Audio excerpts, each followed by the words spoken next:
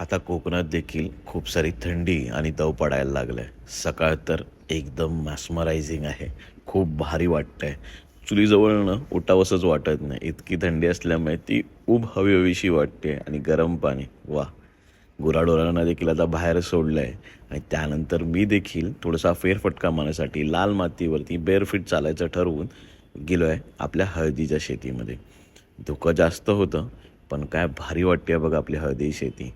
आणि आता कंप्लीट झालेली आहे. लवकरच आमच्याकडनं तुमच्या घरापर्यंत ही हळद येऊ शकते. शेलम हळकुंडापासून बनलेली 100% नॅचरल ऑर्गेनिक असलेली ही हळद तुम्ही आमच्याकडनं घेऊ शकता. डिस्क्रिप्शनमध्ये नंबर दिलेला आहे आणि माझ्या इंस्टाग्राम हँडलला देखील तुम्ही मला कमेंट करून सांगू शकता. आजचा दिवस हा थोडा हळदीच्या कामांमध्येच जाणार आहे. तर हळदीचं काम देखील आपण कंप्लीट करून निघणार आहोत मुंबईच्या दिशेने. तर मुंबईमध्ये भेटूया. जय हिंद, जय महाराष्ट्र.